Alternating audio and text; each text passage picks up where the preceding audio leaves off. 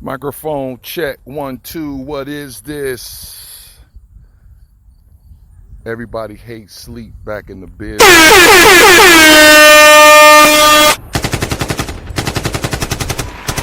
How's everyone doing today? This is a very intimate. Oh, thank you. I appreciate you guys. Oh my God, you guys are far too kind. And the way I'm feeling right now, I kind of need those applause. But thank you. Today's episode is a one-on-one episode. It is a episode where I felt I want to use my platform the way that I try to use myself when it comes to my friends. And what I mean is, when my friends going through something and they need somebody to talk to, no matter how crazy, how flamboyant, how stupid, how off the wall it may sound, I want them to come to me and use me as a sounding board. Because sometimes you just need to get that shit out. You know what I'm saying? You just need to say that shit out loud. You need to, and then a lot of times you don't necessarily need the observation or the feedback from the person you're talking to. Sometimes you just need people to be a wall where you can throw this paint off of and don't give a fuck. You know, so I'm going to use this episode, I'm going to use this platform in that manner. So I don't like to talk about my personal life. You know, I try to keep my personal life as personal as possible, because people like to take your personal life, you know, make jokes out of it. I do the same thing, you know, but I know that I can't take it, so I don't put my personal shit out there. But this is one time where I feel I need to get these things off of my chest. I need to say them out loud. I need to put them in some type of recording so I can have something to refer to when I'm feeling this way again. You know what I'm saying? So, those that don't know, I have 4 children. I have 3 boys. I have 3 kings and a queen. They are 18, 16, 13, and 7. Right? So, when my 16-year-old, when the 16-year-old was maybe in the 5th or 6th grade, he was staying with me, right? Me and my mom, we had broke up. We were in a long-term relationship for a very, very long time. Came to its end in 2010, and we just decided that we would co-parent. So in that co-parenting, the agreement went, you keep them for 2 years, and I keep them for 2 years, right? So I had them first 2 years of the agreement. I had them till 2012, right? So then they left and went to Albion. I left to go to Atlanta. You know what I'm saying? Because at this time, I'm trying to find myself. Like, I have been on a self journey to try to figure out who the fuck I am. I guess you could say all my life, but it really intensified in 2010. You know, so these last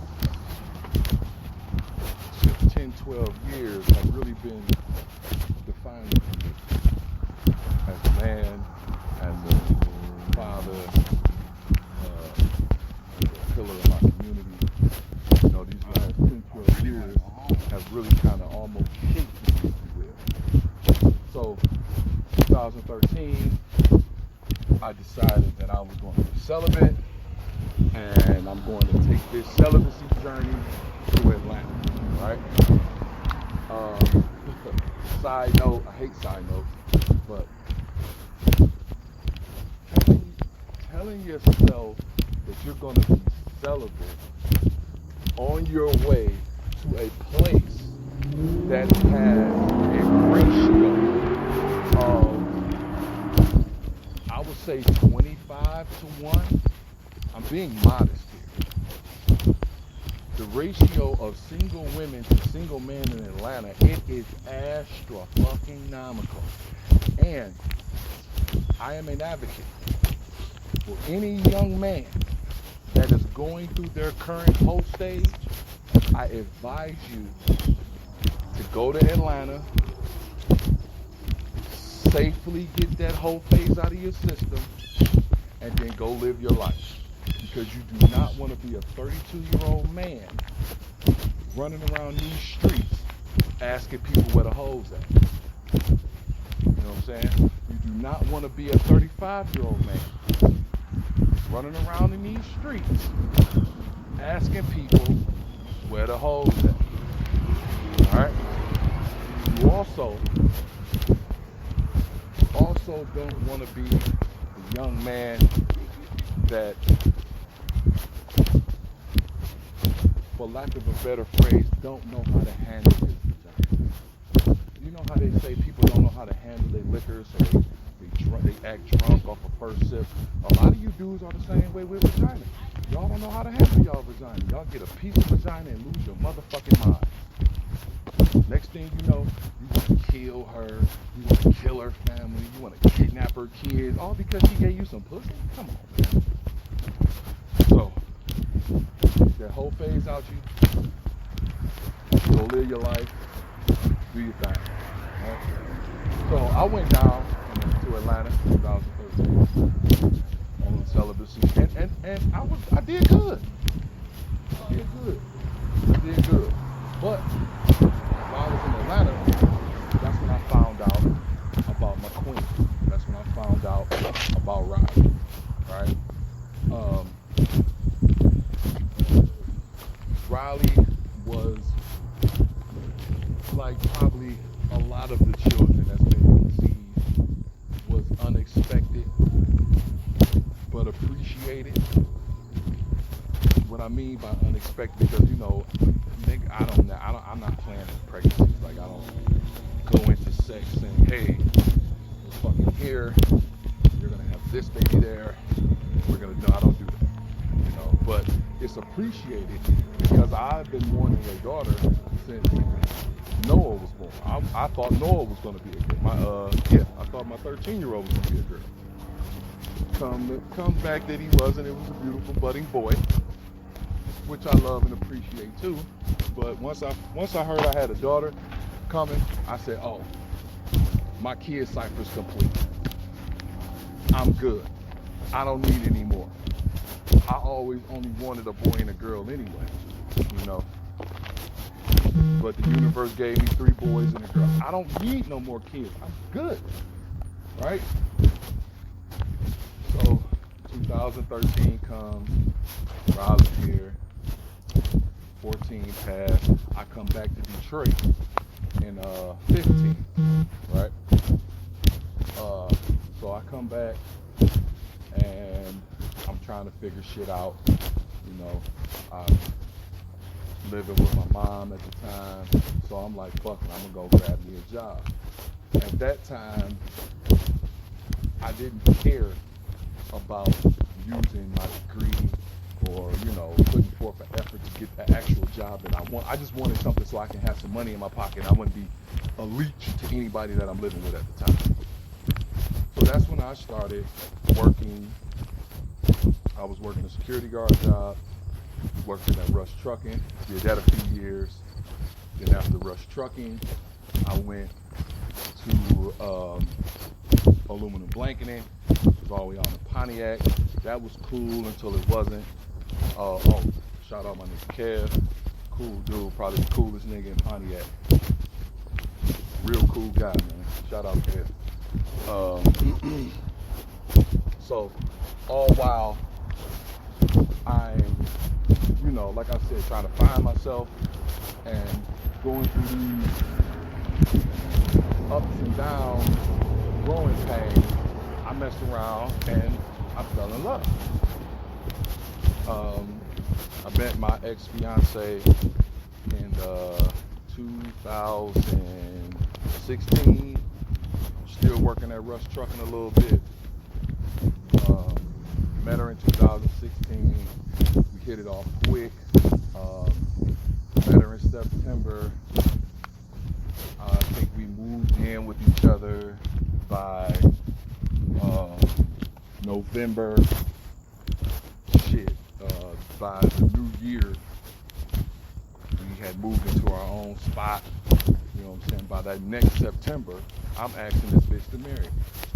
You know what I'm saying? Because I'm thinking that I done put all this work in to ensure that I'm not going to be a piece of shit to this woman.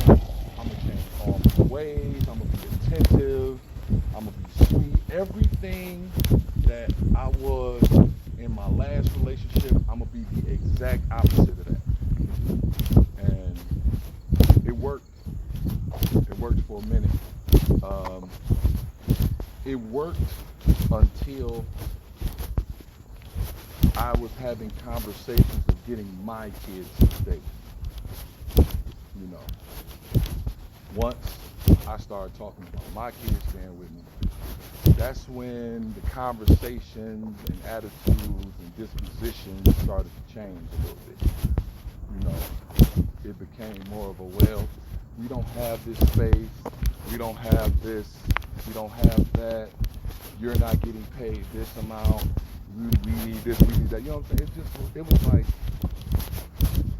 she presented all of the problems that could come from my kids coming down, instead of pumping in some solutions. You know, and that right there was the eyebrow raiser. You know what I'm saying? It wasn't a red flag, but it definitely raised my eyebrows. Like, because I hate problem. I hate people that dwell on problems, right? Because we all know what the fucking problem is. You know what I'm saying? If you think about black plight, we all know what the fucking problem is. We are our worst fucking enemy. You know what I'm saying? We're the worst thing that ever fucking happened to us. Because any other race can unify, come together for a common goal, common bond, to make sure that this shit is straight for the masses. Black people are not doing that shit. Black people are not giving up their resources to possibly help the person next door, because they don't fuck with that person next door. And it ain't even necessarily got to be I don't fuck with you for a certain reason. No, I may not even know you. And just because I don't know you, I'm not going to help you. That's our people. That's how we are. That's just how we are, man. I don't think we've always been this way. I don't think we've always been so inward thinking. I think that inward thinking came about during the beginning of the crack era. That's what I think. Because even in the 70s, they were still on some unity shit. You know what I'm saying? Still was unified. Might have been the Afro that bonded us, but still, you know, niggas wasn't having that shit in the 70s. But the 80s came, and it was an outlet for people to either make some money or escape reality. And it just happened to be one of the worst generational curses next to slavery that has ever happened to our people. I have a diatribe about the 3 times that the United States sold their soul for $100 billion. They did it 3 times. I feel like this COVID shit is number 4. But I can pinpoint 3 times where America sold their soul for $100 billion. One of those times is slavery. Another one of those times is the crack era. And I guess you could say the 3rd time would be we got slavery, we got crack, and I guess you could say this COVID shit, because I really feel like America has sold their soul to promote, excavate, get rid of, be a part of, whatever that comes with COVID. America has sold their soul for it. So if it comes with 15% of people dying, that comes with selling the soul. If it comes with an influx of money, 2, 3, 400 $billion, that's the price of admission. So, damn, I hate I got off on that tangent. Oh, okay, so that was the first, like I said, wasn't a red flag, but it definitely was eyebrow raising, right? So that type of thinking kind of, in a lot of ways, made me not even want to bring my kids around, to be truthfully honest. That type of thinking and that behavior, I was like, I don't really want my kids around this type of shit. I'm gonna have to figure it out because my kids come before anything. But right now, I don't want my kids around this motherfucker. I don't want my kids around this type of shit. So, moving forward, 2016, 2017, by the beginning of 2017, I was, me and my fiance had got a crib on the 12th, living together, whatever. And like I said, everything is cool. Everything is copacetic. We ain't having problems, you know, we ain't arguing. Everything's great. So, 17 goes, does this thing. 18 rears his ugly head. You know what I'm saying? So now the ambitiousness in me is starting to kick in. You know what I'm saying? I want a better car. I want a bigger house. Because if I have to do this and do that for my kids to live with me, then I need to find a better job. Right? So then boom. She helps me find a better job. I'm making the most money I've made professionally in my life. You know what I'm saying? I'm thinking everything cool. When shit happened with the job, I say around March 2018, shit happened where the powers that be wasn't paying bills the way they were supposed to, and now they in bankruptcy, so they just had to shut the whole motherfucker down, right? So they then give us a severance pay of $6,800. I say, okay, boom. I could take this $6,800, go help her buy a whip. I repeat, I could take this $6,800 and I can help her go buy a whip. So she found a car. It was like $6,000. I took 4 of the 6 to go and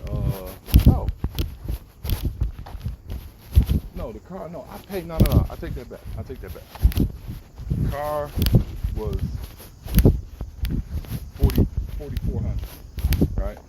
So I took 4 of my 6 and bought her car because she told me that she was gonna pay me back, buy this car, I'll give you your $2,000 back, boom, right? So, all while we living in shit, I'm reminding her that, you know, and it's probably, and it was probably my fault. I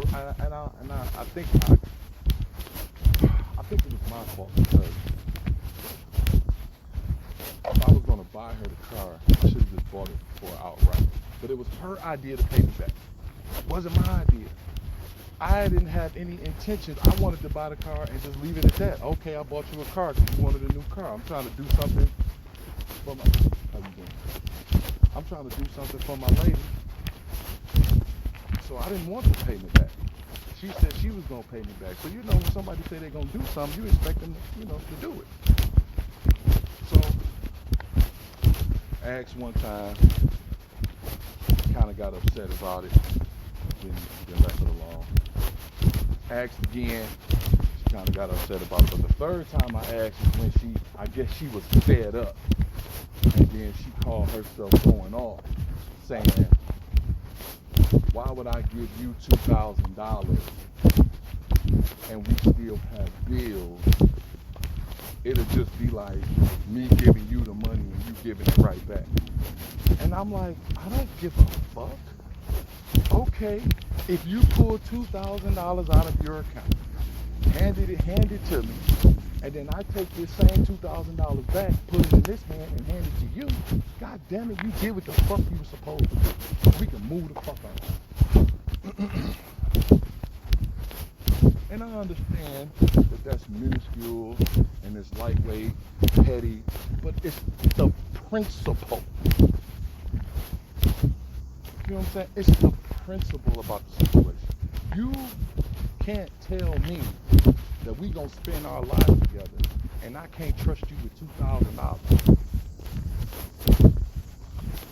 Our lives cost way more than $2,000 and I can't trust you with that. How the fuck am I gonna trust you with anything else? So that right there was kind of like the straw that broke the camel's back.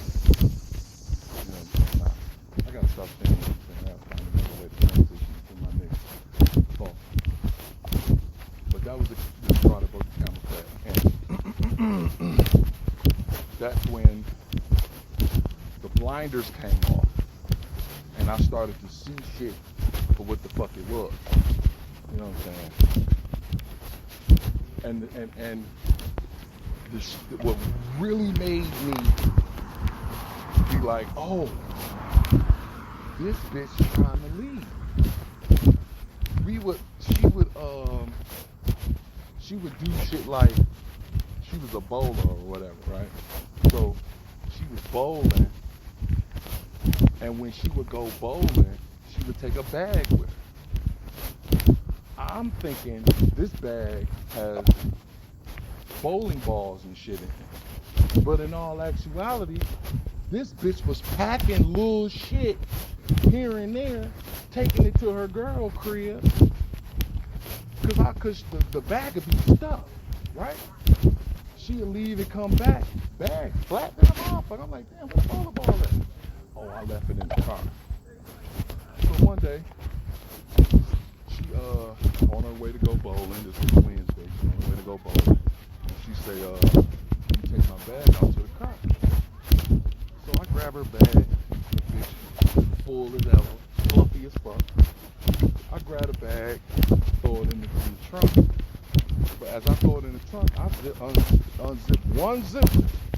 Man, all type of socks and drawers and shit start popping about that motherfucker. I say, God damn, bitch, how much clothes you got in this motherfucker?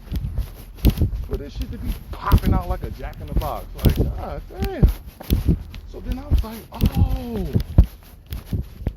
this bitch putting the exit strategy together. Okay, all right, read it up. Then she hit me with the, we got the bill. I don't think I'm gonna be able to pay it. Keep it funky with you. I ain't really trying to pay it. I know you ain't got the money to pay it. So, how about you go stay at your mom's, I go stay over there, come back together in 90 days. Me thinking about the arrangement that I've put myself in, I'm thinking like, no, I don't want to be, no, let's figure something out. We can downsize. Let's go find an apartment we can downsize to. That's in close proximity between each other. You know, because in my eyes, you know, leaving is an option.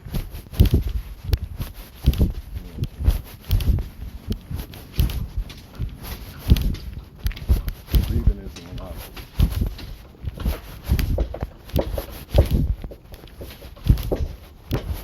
And on top of that, when I don't mind on time, that's when the devil comes to play. I don't necessarily believe in that, you know, that all that other shit, but I do know this. If you give me the opportunity to go fuck off and fuck around, I'm going to do it. You know what I'm saying? I'm the type of person that needs that female structure.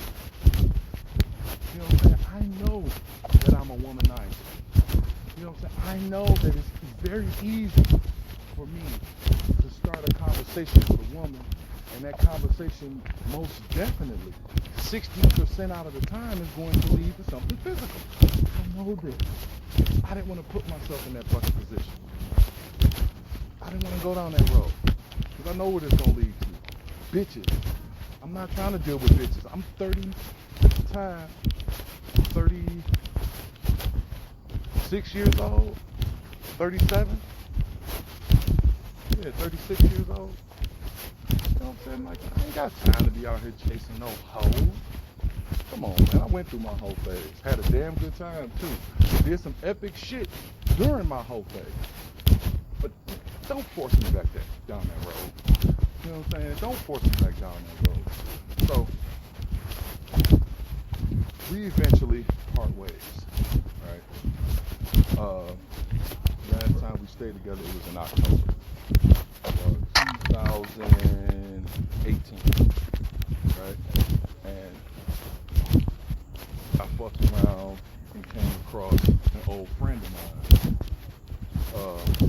And it's really weird. It's extremely weird how me and her came back talking, because anytime this young lady comes into my life, it's always during a tumultuous time. You know, it's like the universe sees me going through some shit, go and taps the most toxic, prettiest motherfucker I know, and tell that bitch to come over here and bother me. This happened twice. This one. It happened in 2015. I was trying to talk to her, and she is cool with one of my exes from high school. Listen to this shit. She cool with one of my exes from high school, right? So cool to the point where she felt that she needs to get this bitch permission to talk to me. Now, we all know how long ago high school was, right? So you mean to tell me that you need permission from a motherfucker that you ain't talked to 20 years ago in order to move forward with me? So that right there, I was already blue by her. But I let her continue. So the chick that she asked about, I mean, this bitch got on her soapbox to drag me through the mud. Like, this bitch set up a stage, microphone, goddamn 20-foot speakers, just to tell this bitch.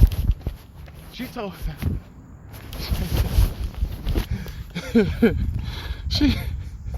she told this bitch that I'm a womanizer. No, I take that back. I got a woman and a bunch of bitches. I'm a baby making machine that don't take care of their kids, that's fucking everything and has STDs. I said, God damn, that nigga sound lit.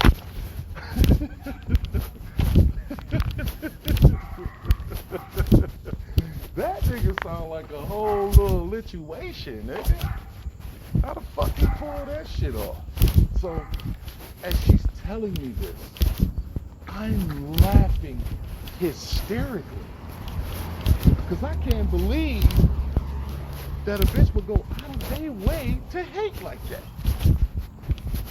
But my laughter stopped abruptly when I heard the seriousness of the next question that this young lady asked. So is it true? Is it true? Yeah, all that shit true. Every last thing that you heard this dumb bitch say is true. Are you serious? Now, mind you, me and this girl have been back and forth talking to each other for a very long time, at least 8 or 9 months. This bitch comes and say some frivolous bullshit to you. Now you ask me, well, is it true? I mean, did you really do those things? Bitch. Wouldn't you pick that shit up out of the 8 or 9 months that me and you been fucking talking to each other? Stupid motherfucker. So, that made me cut her ass off. Didn't say shit else to her. And right after that, that's when I met my fiance. So, it's crazy now that I think about it. Try to go back full circle. At the end of the relationship, here come that same motherfucker. But I was in such a vulnerable state. I was so hurt and humiliated that I didn't even think twice about her motives or why the fuck she even there or what the fuck is she doing. I didn't even think twice. I needed someone that bad, which is fucking crazy. Because you know a motherfucker ain't good for you, but you so fucking lonely, fam. But you like, fuck it. I'm gonna deal with this piece of shit anyway, because I know what I'm gonna end up getting. I know what she gonna give me. Fuck it. Shit. It is what it is, man. Nigga out here fucked up. Need some companionship. She easy on the eyes. She fluffy. She let me fill her down and shit. You know, nigga need that as a pastime. Right. But my ego came into play, right? Because she then goes and tells me that she's fucking my fiance's kid's father. Now, me and my fiance's kid's father, we have no problems, no qualms. Never had a problem. Never disrespected his daughter. He never tried to disrespect me. None of that shit. But, and I can't believe that I'm admitting this shit. But I had to let him know that your bitches could be tough. You know, I understand you running around here. You fucking everything that walk by. You know, you got all the bitches I went to high school with in a tippy. You know what I'm saying? Come to find out, we end up, he was fucking with this other chick that I was fucking with. Went to high school with. Come to find out that he was knocking her down. But I didn't care about that because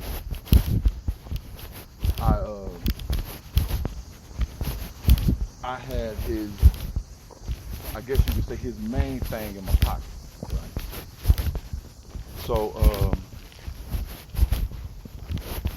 like I said, it's crazy how full circle this shit comes. Because she started, I stopped fucking with her in the beginning of me and my fiance relationship, and at the end, here this bitch come back, and like I said, I just needed somebody to talk to. I needed companionship. She was there for me. She gave me what I needed at the time. May not have been conducive to me and my fiance getting back together, but I didn't think she wanted to do that shit anyway. So, where we at? 2018. 2018 in October, I move out, and I move back with my mom and shit. Crazy shit start happening with my body. I'm losing weight. I'm getting cuts. I'm, my beard is flourishing. My hair is back growing. Because when I tried to grow my hair when I was with my fiance, I used to have these little patches and shit in my head. I went to the doctor, and the doctor was like, well, these look like stress patches. There's something that, is stressing you out that may, maybe stressing you out. So, I was like, maybe it's the wedding, stress for the wedding, and all this other shit. Nah. Her. As soon as I got away from her, and everything that has anything to do with her, it was like my body came out of a cocoon state and just began flourishing. Like, I'm getting muscles and shit. I ain't lifted a weight. I ain't did a push-up. Nigga, I woke up one morning, nigga, chest chiseled. I'm like, what the fuck is this? Thank you. But goddamn, niggas don't have to work for this shit. Y'all just don't get it to me. So, like I said, I moved back. I moved back with my mom. And, what up, though? Hey, you gonna grab the rest of the water down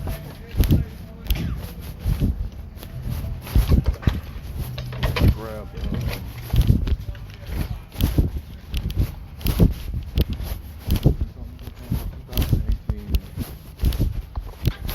moved back in with my mom. Working at this weak ass job out near Romulus. Not Romulus, but off Inkster Road called KLS. Some of the most irritating, that is probably the most unappreciated I've felt at a job in my life. Because they will give us a quota. A set quota that we have to meet. At that time, I was packing glass, right? So they want you to push out between 30 and 50 windows a day, right? Nigga, we pumping out 75 to 100. Juking them bitches.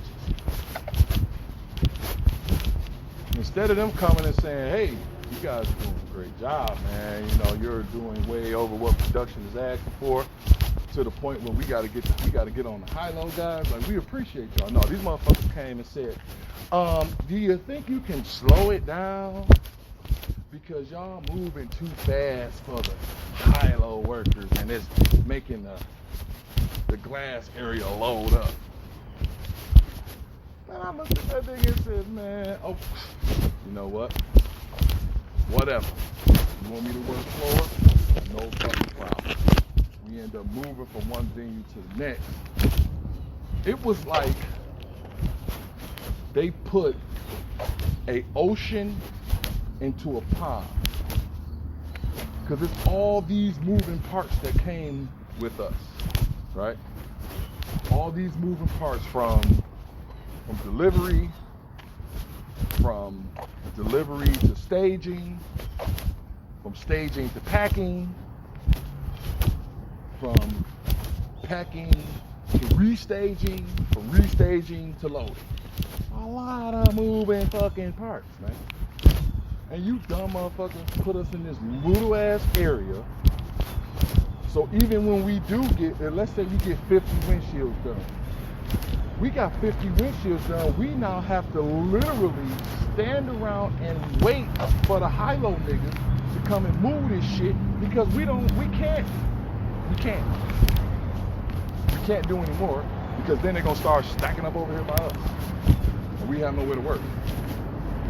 So, but the powers that be want us to pump out that 50 and 75 that we was pumping at one junction. But we trying to tell these motherfuckers, we don't have the room for that. As soon as we get to 40, this bitch full. And we gotta wait. So you want us to put the next 25 or the next 35 up against our fucking workstation? So we really be standing around this bitch doing nothing that y'all are already fucking crying about?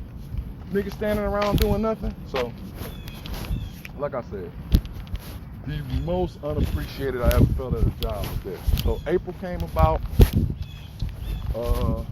and I just decided that I couldn't take it anymore.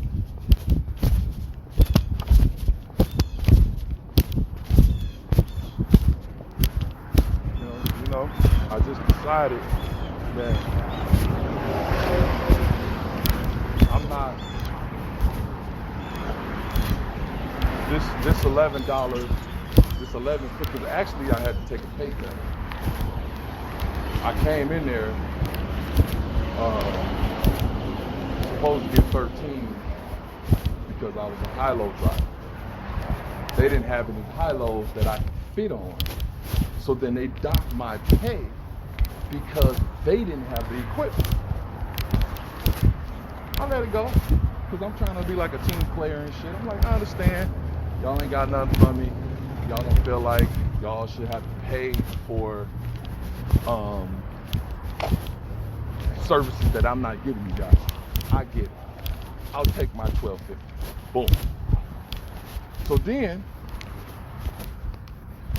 I'll say maybe a month later, 2 months later. Yeah, this was in March. Yeah, so March comes, they come back around to me and say, well, since you're not a high-low driver, we're gonna have to pay you like we pay everybody else. Everyone else makes $11.50. You're gonna have to make $11.50 too. That's when I told them to eat a bag of fake dicks. I said, hold on, family. I already took a pay cut because y'all don't have the equipment for me to do a job that I am, that I interviewed and was hired to do.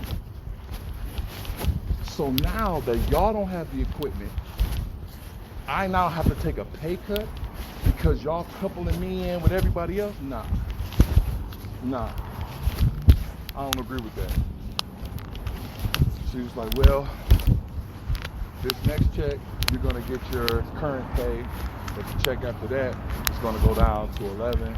And what we can do, which I felt was another slap in the face, what we can do is we can start giving you guys 10-hour shifts, and that would make up for the lost wages. I said, how working 2 extra hours is gonna make up for me losing $1.50 off my wage?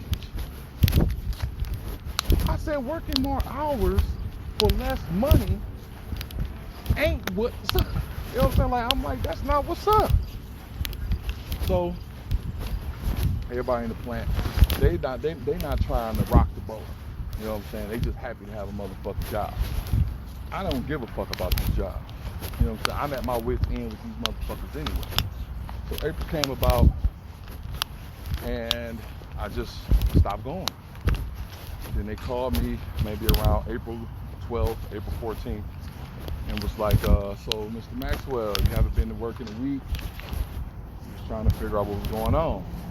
I said, I don't think I'm gonna be able to work with you guys because you docked me $1.50 and then told me I have to work an extra 2 hours, and that just doesn't make sense to me.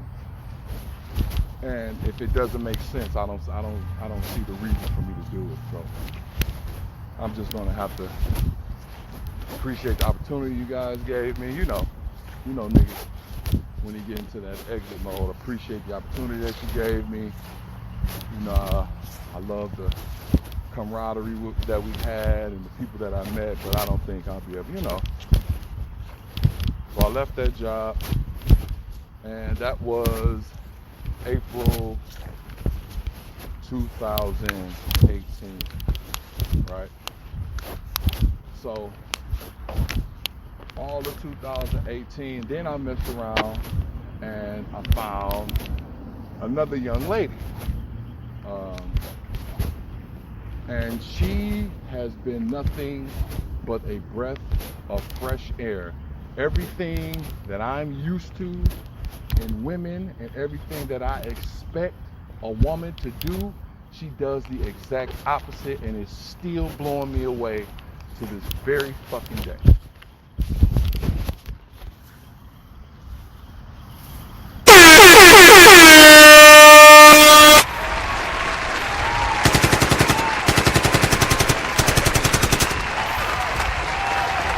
It's blowing me away to this day, man. Like, so when I decided to quit my job, and because I felt my mental health was more important than that fucking job, she was right there. She stood next to me. She sat next to me. She helped me. One thing she didn't do is that she never belittled me. She never made me feel like the decision that I made was a stupid decision. You know what I'm saying? Because she has the same feeling that I have. I don't care about the money. If I don't fucking want to get up and go, fuck your money. Excuse me. Fuck your money. I don't care about your little cash, and I don't even want to be there. I don't even like you. I don't even like this shit that I'm doing. I dread getting up and coming in this motherfucker every morning. Fuck your cash. And we have the same mentality, you know? And so me and her started talking. You know, we eventually became a couple.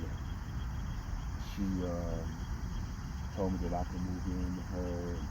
I was really, really apprehensive about doing that because at the time I didn't have anything. I lost my car. I had quit my job. You know, I didn't have anything.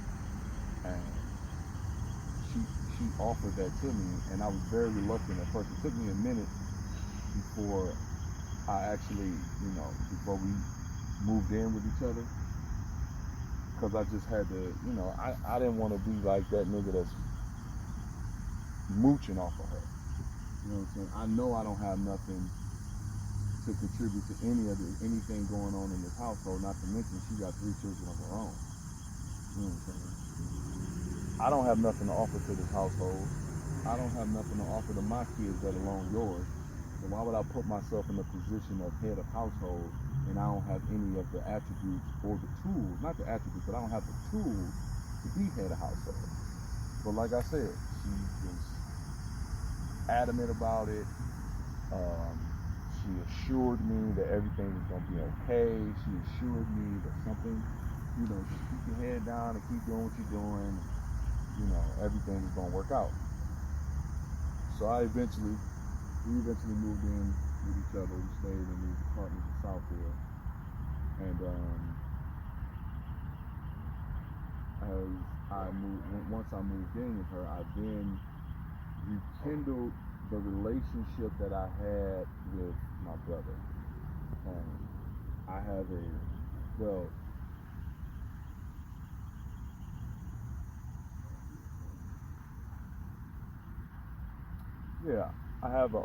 have a brother from another mother, and that long pause is because the way I described him before to somebody else is the reason why we didn't talk for almost 5 years. So I was thinking in my head how I'm going to describe him without it being a problem for him. And do y'all see that? Do you see how I tried to structure myself to make sure that the other party doesn't feel a way about the things that I'm going to say? You know what I'm saying? See, that's the type of shit that I put myself through. You know what I mean? And I think I'm getting to the point where I'm like, fuck that type of shit because it's fucking exhausting, dude. Not to mention, ain't nobody doing that fucking shit for me. Ain't nobody going out of their way to make sure that they say the right shit, that it won't bother me. They don't give a fuck. They gonna say what the fuck they wanna say, and if I don't like it, oh fucking well. But I don't move like that. You know what I'm saying? I've never been that way. I'm always worried about how my actions is going to affect the people that I love.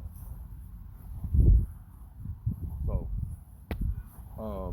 me and my brother kind of had a rekindling of our relationship, and I say this all the time. Like, I appreciate him. You know what I'm saying? Because he didn't have to do the shit that he did for me. You know, he had doing home improvement, home restoration work, and all this other shit. You know what I'm saying? He didn't have to bring me into his fold and make me an apprentice and pay. He didn't have to do none of that shit. He did not. But he did, and I appreciate him for that. I am always going to be in debt with him for that, because I was going through a very tumultuous time in my life, and I needed help, and that motherfucker was there to help me, and I will never overlook that. You know, I don't give a fuck what we going through right now. I don't give a fuck. I don't give a fuck about none of that shit. Anytime they ask me about him, that's how it's gonna start, and that's how it is gonna end. He helped me out when I didn't have shit. He helped me out when he didn't have to. And I appreciate him for that. So I'm working with my brother, his restoration company, and then my other homeboy, he came to me and was like, look, I need help. Shout out my nigga man. He came to me and said, I need help cleaning the church. If you help me clean the church, I'll pay you $15 an hour, yada yada, blah blah blah blah. So I'm like, fuck it, bet. So 3 days out of the week, I was up at the church helping him clean, and then the other 2 days I would be with my brother doing excavation work or putting up drywall, or you know, knocking down drywall, and painting and shit like that. You know, and I also must say, I learned a lot working at that restoration company. I did learn how to put up drywall. Even though I'm allergic to the shit, I know how to put it up. So August 2000, what is it? It's 21 right now. So August 2019.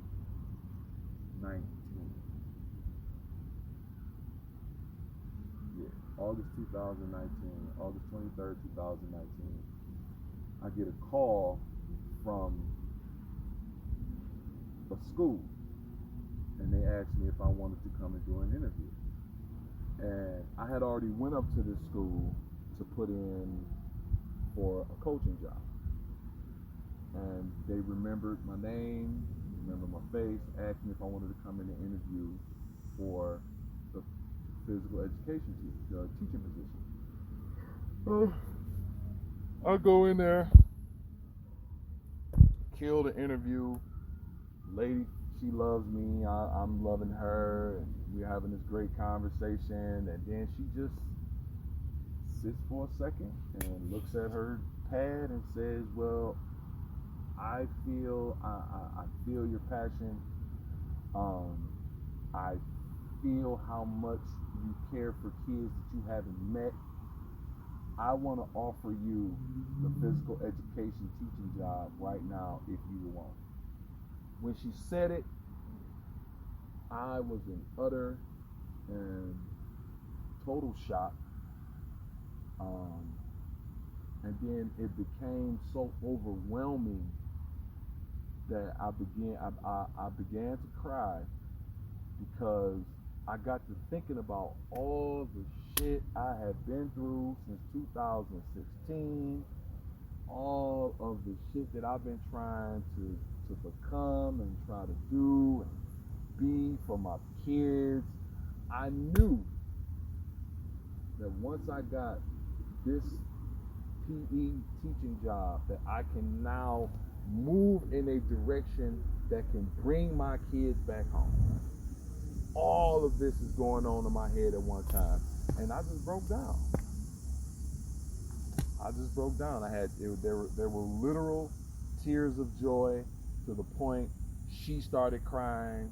She like, I don't know, like, can you like, are you okay? I just let her know, like, I've been going through a lot the last 3 years. I thought I was gonna get married. That didn't work out. Quit my job. I haven't really been working since 2018. My family has been a hell of a support system for me. I got friends that's helping me. Like, it's just a multitude and a combination of so much shit that I just had to let it out, man. And that is the current state that we are in now.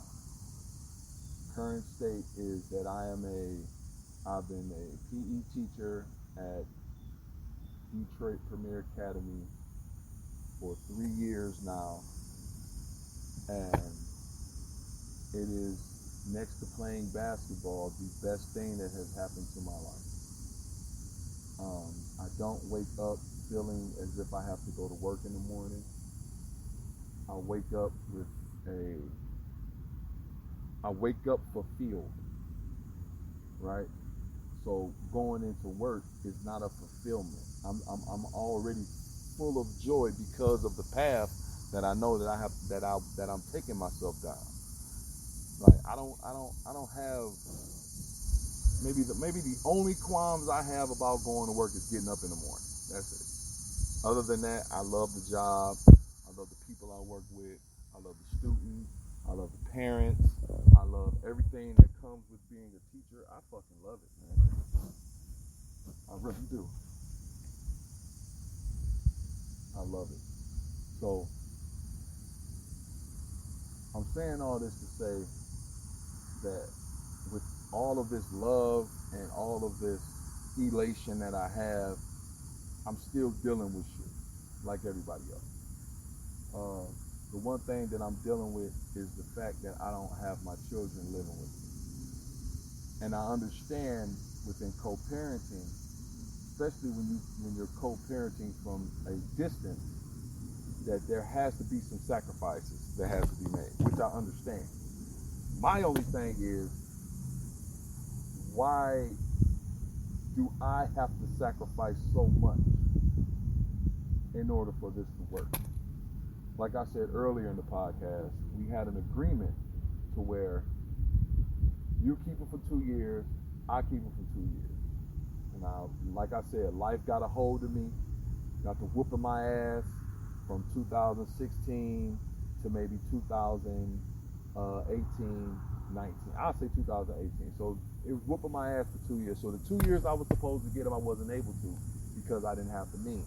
And I appreciate her and my family being there for me in those times so my kids can stay stable. I appreciate them for that. Now it's my turn to take my children and raise them.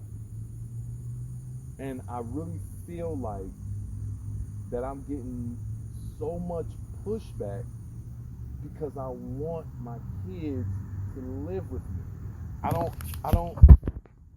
and I find myself asking this question to a lot of random women. You know, I don't necessarily want to ask women that is privy to the situation, because there's some bias that's gonna come into that. You know what I'm saying? Some women might have a reservation for my kid's mother, so then they be like, well, you know, you don't want to do that to her mom, all this other shit.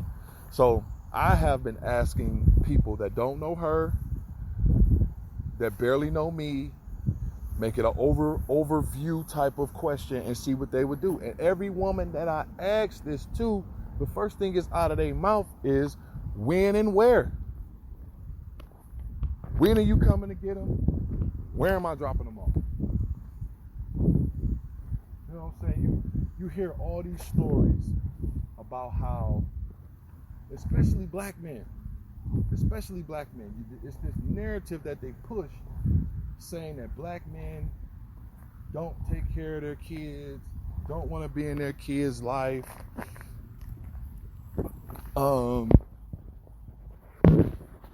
It's you know, they don't want to do shit. They just want to fuck, play, lay, and go about their business. I'm not on any of that. You know what I'm saying? I've been asking this woman for 2 years, can I get my children? Can I get my kids? Can I get them for 2, you know what I'm saying, for 2 school semesters? You can do whatever the fuck you want to do. If you want to stack some bread and go get you a house, you can do that. You want to stack some bread and go get you a car, you can do that. If you just want to stack some bread and thought it out for the next 2 years, you can fucking do that. Just give me my kids, man. Just give me my kids, man. And what's really frustrating is that why do I have to plead with their mom about them staying with me? My whole no, I'm gonna tell y'all the truth. I'm gonna tell y'all the honest to God motherfucking truth. I'm pissed off that I gotta ask, period. I'm for real. I'm pissed off that I gotta ask, period. I gotta ask for my kids to stay with me. I gotta get permission from you, their mother, because I know y'all gonna say I'm crazy. Y'all gonna call me crazy. Y'all might try to throw me up under a bus. It gotta be a big bus because I'm a big guy. But just as much as you're their mother, I'm their father. And I don't want it to be like you're just their mother, because it's more than that. But in the same token, don't try to take away the importance of my role in these kids' life. Just as it's just as important for you to be in their lives, that same importance goes upon me, especially when it comes to the boys. Especially when it comes to the boys. My boys are at an age in their life where they need their father. I have a 16-year-old and I have a 13-year-old. These boys need to, they need to see me wake up in the morning and go to work every day. They need to see me respect, love, and cherish a woman. They need to see me show integrity, show respect, they need me to see, they need me. They need me. They need me. And I know they need me. I was 16 before. I had questions that I couldn't ask motherfuckers because they wasn't there. I had questions at 13 that I wanted to ask people, but I didn't, not only did I not know how to ask, I didn't even know if it was appropriate for me to fucking feel this way. You know what I'm saying? I don't want my kids to go through that emotionally undeveloped stage because I'm not there. You know, and I'm not the most emotionally driven person either. But I know how important it is to get shit off your chest. You know, and I want my kids to be able to express how they feel without them getting fucking upset, fighting, and now something stupid happens. Like I'm watching these fucking reality TV shows, right? Yesterday I'm watching 90 Day Fiance, and the man, I understand what he was saying. He was saying that his wife doesn't take into account the shit that she does. Only thing that she takes into account is the things that he does, and she magnifies it to a point where it's now a problem for the relationship. So when the man, the foreign man, when he comes back and says, well, I understand I have problems, but you do too. And her rebuttal is, yeah, I have faults, but we're not talking about mine. We're talking about yours because your faults are more detrimental to mine. See, that's when he was supposed to convey to her, you out of your motherfucking mind. And if you think we're gonna have this marriage where you tell me everything I do is my fault, and my faults are predicated on the happiness of this marriage, and you know you faultful, but it ain't nothing. No, I don't know who the fuck you think you talking to. Check that shit.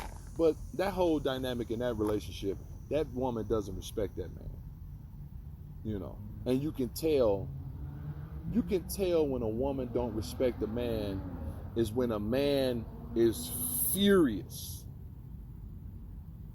pissed off to the highest of pissivity, and the most emotion you're going to get out of her is a laugh or a shrug or oh well, he'll get over it type of shit. If you get upset to the point where you don't want to talk to this person, you're hopping mad, you're steaming, and they don't have the wherewithal to respect how mad you are, they don't respect you. They don't give a fuck about you. If you don't care about why I'm mad, my happiness can't be a thing for you. It can't be. It can't be. It just can't be. So that whole situation was kind of fucked up. But my man couldn't convey what he wanted to say is because it was rooted in emotion. And he didn't know how to express himself emotionally. She went on and said he can't express himself emotionally because he's stupid.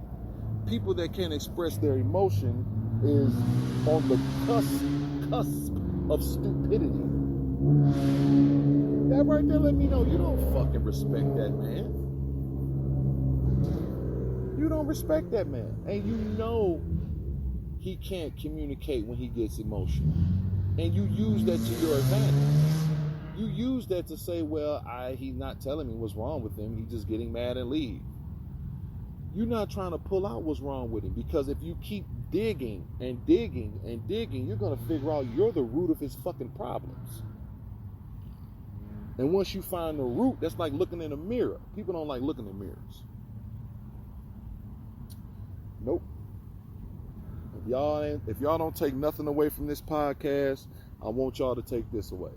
People do not like looking at mirrors. People do not like looking at images of themselves or images of their behavior, because then that's when they're going to have to deal with it, because two different people are not going to tell the same lie. So now you have to deal with this mirror that's been presented in front of you. And if you don't feel like you've committed any faults and you find one, oh shit.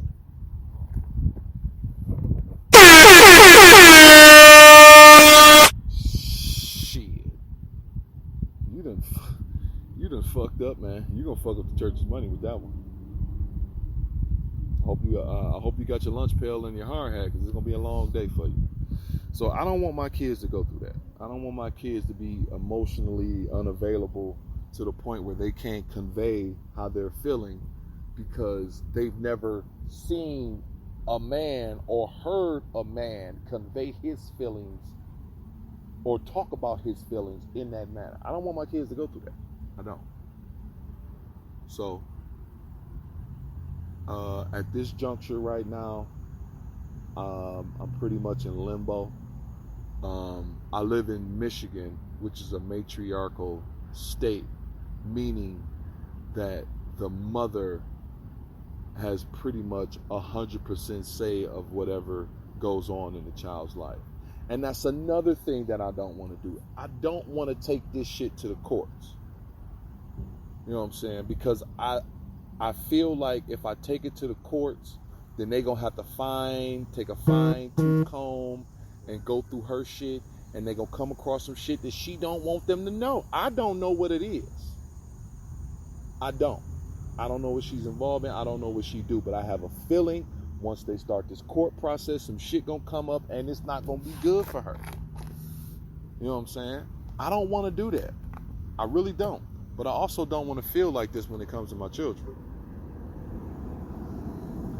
I really don't. I've always had visions of me getting all 3 of my kids and just falling off the fucking grid.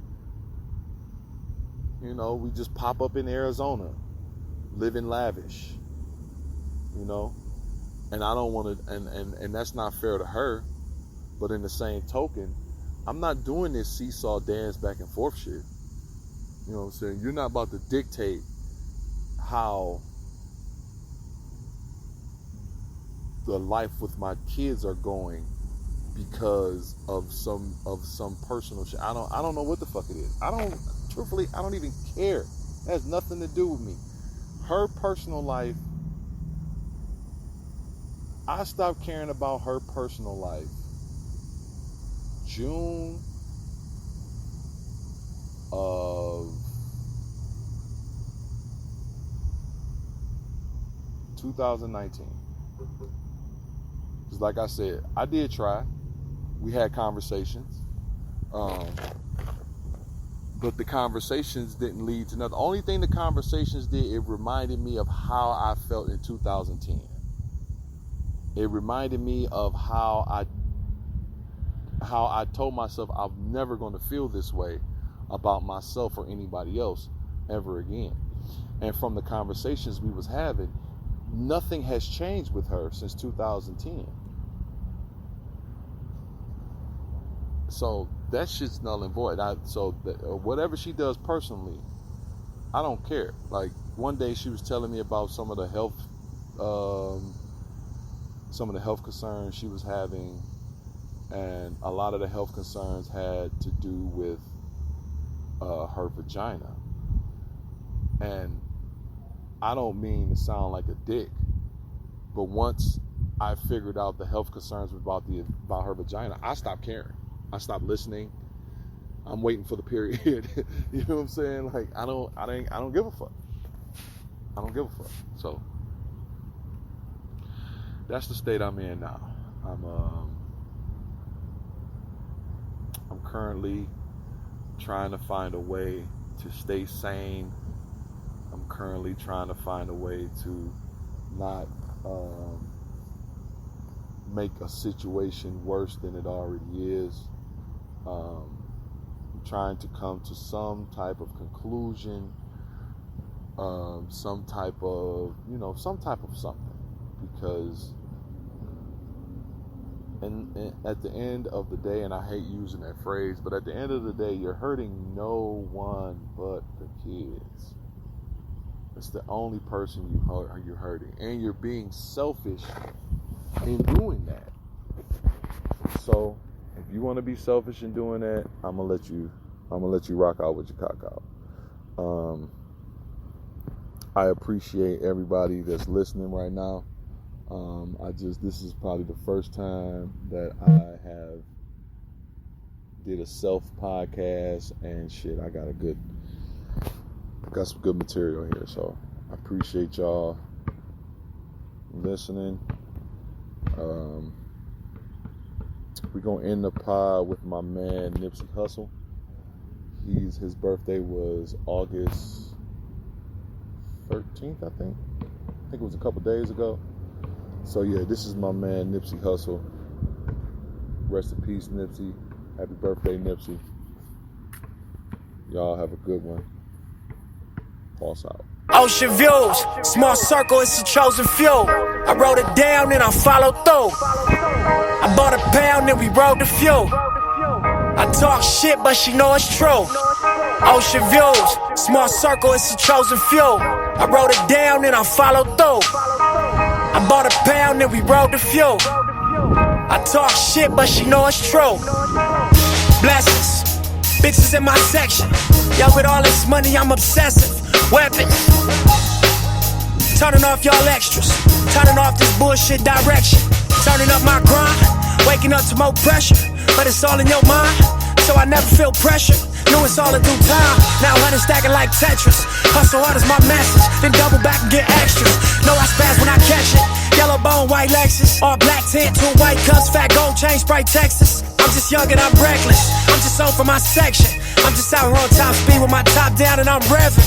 I don't know about hell, I don't know about heaven. All I know is about right now, and this lifestyle is interesting.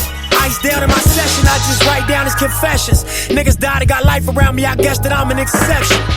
Blessed ocean views, small circle, it's a chosen few. I wrote it down and I followed through. I bought a pound and we rode the fuel. I talk shit, but she know it's true. Ocean views, small circle, it's a chosen few. I wrote it down and I followed through. I bought a pound and we rode the fuel. I talk shit, but she know it's true. Look, I'm in these streets with my Cuban on.